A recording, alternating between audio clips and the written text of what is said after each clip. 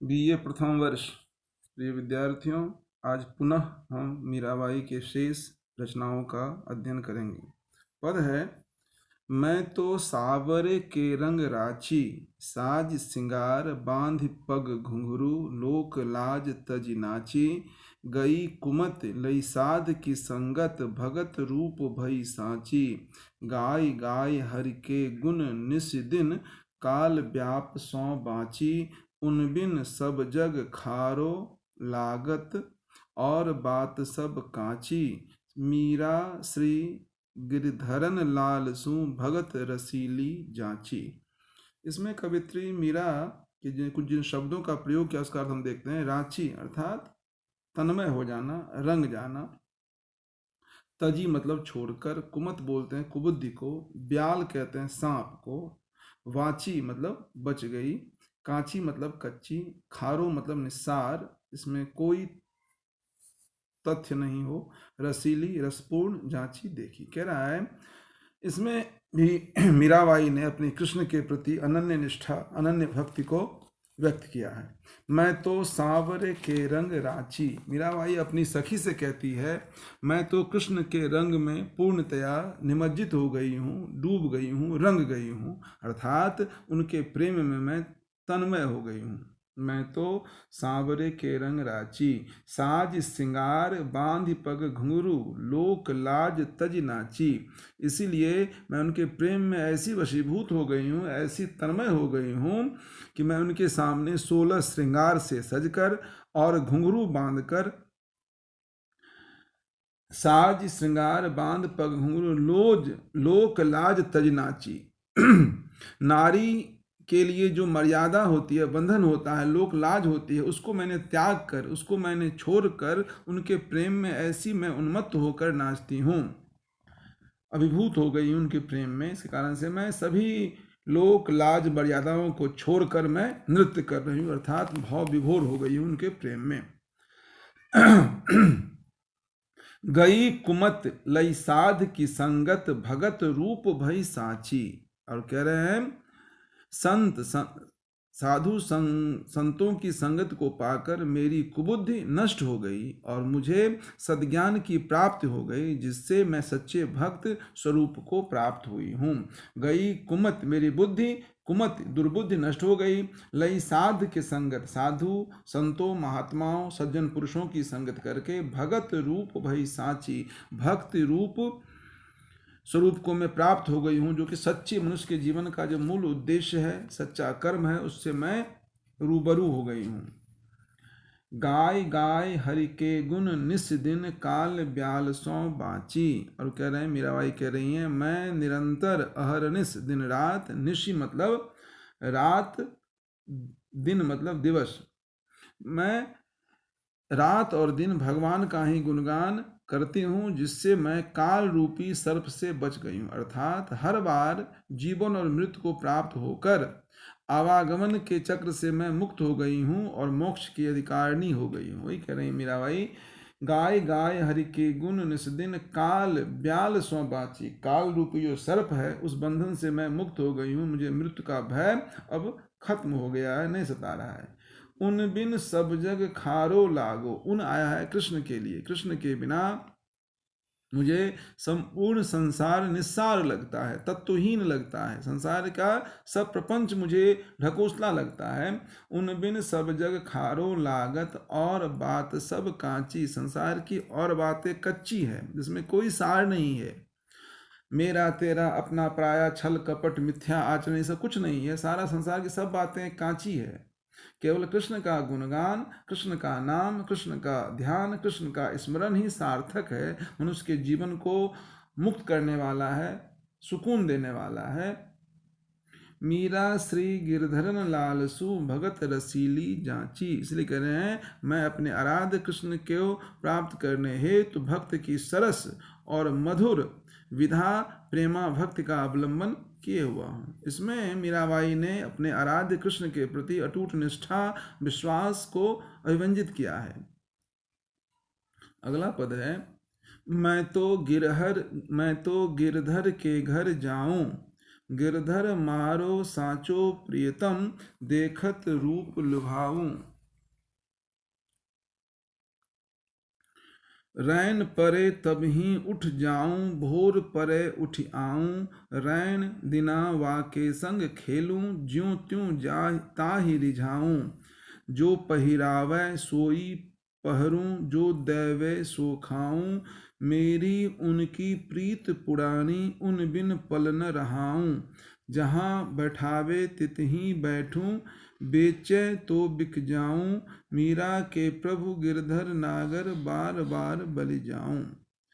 इसमें मारो का अर्थ होता है मेरा, सांची का अर्थ होता है सच्चा, रैन मतलब रात्रि, पहरू मतलब पहनू, उन मतलब उनके। इसमें मीरा में इन्हें माधुर्य भाव की वंदना हुई है और समर्पण को व्यक्त किया गया है।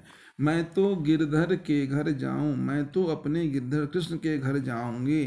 गिरधर मारो साचे प्रियतम, वही मेरे सच्चे प्रियतम हैं। देखत रूप लुभाऊं, जिनके रूप को देखकर मैं मोहित हो जाती हूँ, लुभा जाती हूँ, मेरे मन में लोभ का संचार होता है उनको देखने मात्र से, कि कैसे उनको मैं प्राप्त करूं, उनसे मैं एकाकार हो जाऊं। रैन परे तब ही उठ खेलूं, रैन परे तब ही उठ जाऊं। भोर भय उठ आऊं। उनसे अभिसार करने के लिए मैं नित्य रात पड़ते ही उनके पास चली जाऊंगी, सवेरा होते ही उनके पास से उठकर चली जाऊंगी। इसमें आत्मसमर्पण है और निशाभिसारिका के रूप में व्यंजित किया गया है। फिर कह रहे हैं, अर्थात मैं रात दिन उनके साथ रैन दिना वाके संग खेलूं, त्यों ज्यों त्यों ताहि रिझाऊं। मैं रात दिन उनके साथ क्रीड़ा करूंगी और हर संभव उपाय से उनको रिझाने का प्रयास करूंगी, उनको रिझाऊंगी। जो पहिरावे सो ही पहरूं, मीरा अपनी भावना को व्यक्त करती हुई कहती है, वो जो जैसा भी मुझे रखेंगे वैसा मुझे मंजूर है। मुझे जैसे वो रह लूंगी और जो पहनाएंगे वही पहन लूंगी, जो खिलाएंगे वो मैं खा लूंगी। अर्थात उनके साथ ही वो जो मुझे पहनने को देंगे, खाने को देंगे, जैसे भी रखेंगे, ये समर्पण है मीरा का कृष्ण के प्रति, अपने आराध्य के प्रति। मेरी उनकी प्रीत पुरानी, मेरा और उनका संबंध वर्षों पुराना है, बहुत पुराना प्रेम है। उन बिन पल न रहा हूं, और उनके बिना मैं एक पल भी नहीं जीवित रह सकती हूँ। इतना ही नहीं, फिर कह रही हैं, जहाँ बिठावे तितहीं बैठूं, जहाँ वो मुझे बिठाना चाहेंगे वही मैं बैठ जाऊंगी। बेचे तो बिक जाऊं, अगर वो बेचेंगे तो भी मैं बिक जाऊंगी, अर्थात उनके लिए मैं कोई भी त्याग करने को तैयार हूं। मीरा के प्रभु गिरधर नागर, बार बार बलि जाऊं। मीरा कहती हैं, जो मेरे जो आराध्य गिरधर लाल हैं, कृष्ण हैं, उन पर मैं बारंबार अपने आप को समर्पित करती हूँ, न्यौछावर करती हूँ, उन पर बलिहारी जाती हूँ। मीरा ने अपने इस पद के माध्यम से अभिसारिका वर्णन की परिपाटी को चित्रित किया है। इस पद में अनन्य निष्ठा, आत्मसमर्पण का जो स्वर है वो पूरी तरह से व्यंजित किया है मीरा ने। इसमें अनुप्रास का और पुनरुक्त प्रकाश अलंकार का सुंदर प्रयोग किया गया है। अगला पद है, माई री मैं तो लियो गोविंदो मोल, कोई कहे छानो कोई कहे चौरो, लियो री बजंता ढोल। कोई कहे मुहंगो कोई कहे सुंदो, लियो री तराजू तोल। कोई कहे कारो कोई कहे गोरो, लियो री अमोलिक मोल। याही को सब लोग जानत हैं, लियो री आंखें खोल। मीरा को प्रभु दर्शन दिज्यो, पूरब जन्म की को कोल। इसमें छाने, छाने मतलब छिपकर, चौरे मतलब खुले आम, बजंता मतलब डंके की चोट पर ढोल बजाकर, मुंह धो मतलब महंगा, और सूंदो मतलब सस्ता। जानत मतलब जानते हैं, दर्शन मतलब दर्शन, कोल मतलब वचन। इसमें मीराबाई ने कृष्ण के प्रति पूर्ण समर्पण को व्यक्त किया है। वो कहती हैं, माई री मैं तो लियो गोविंदो मोल, हे माँ मैंने तो गोविंद को ही मोल ले लिया, अर्थात अपनी जन्म जन्मांतरों की संचित प्रेम संपदा से मैंने श्री कृष्ण को सदा सर्वथा के लिए अपना बना लिया है। कोई कहे छानो, कोई मुझसे कहता है मैंने कृष्ण से छिपकर प्रेम किया।